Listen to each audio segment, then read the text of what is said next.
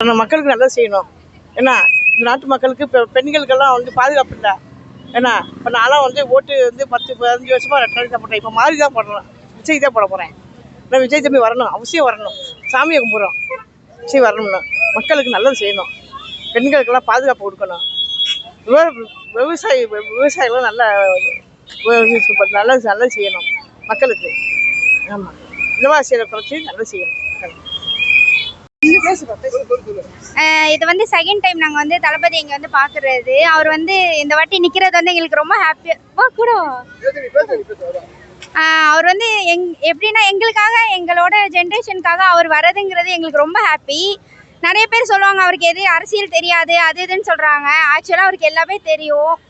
பேசுகிறவங்க பேசிக்கிட்டே தான் இருப்பாங்க. நாங்கள் எங்கள் தளபதியை நிற்க வச்சு ஜெயிக்க வச்சுருவோம். யார் என்ன சொன்னாலும் சரி, அவர் தான் கண்டிப்பாக இந்த வாட்டி சிஎம் ஆவார்.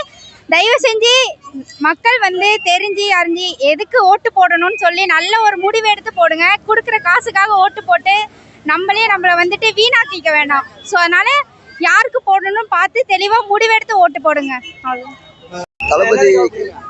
தளபதி திருச்சி கிழக்கு தொகுதிக்கு வர்றதுக்கு நிறைய தடைகள் இருந்துச்சு. அதெல்லாம் மீறியும் பர்மிஷன் வாங்கினாங்க. தளபதியை நல்லபடியாக பார்க்க முடிஞ்சு. போலீஸ் தடையெல்லாம் மீறி நல்லபடியாக பார்க்க முடிஞ்சு.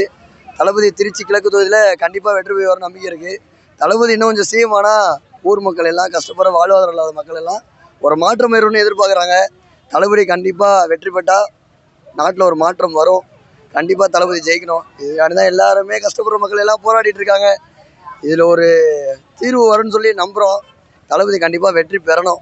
வெற்றி பெற்றால் மக்களுக்கு ரொம்ப நல்லா இருக்கும். அவ்வளோதானே. என் பேர் வந்துட்டு பவனப்பிரியா. நான் மரக்கடையிலேருந்து வரேன். தளபதி வந்து சிஎம் ஆனால் கேர்ள்ஸுக்கு ரொம்ப பாதுகாப்பாக இருக்கும். இப்போ கூட அந்த கூட்டத்துக்குள்ளே போனால் எந்த ஒரு பையனுமே வந்து என்னை இடிக்கலை. நல்லா நான் சேஃப்டியாக இருந்தேன்.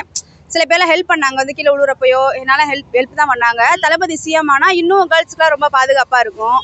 இப்போ என்ன எங்களுக்கு ஒரு வருத்தம்னா, ரொம்ப கும்பல் அவருக்கு ஃபேன்ஸில் இந்த மாலை எங்களால் போட முடியல, அதான் வருத்தம். வேற ஒன்றும் இல்லை. கண்டிப்பாக டிவிக்கு வின் பண்ணும். டிவிக்கே தான் ஜெயிக்கும், வேற ஒன்றும் இல்லை.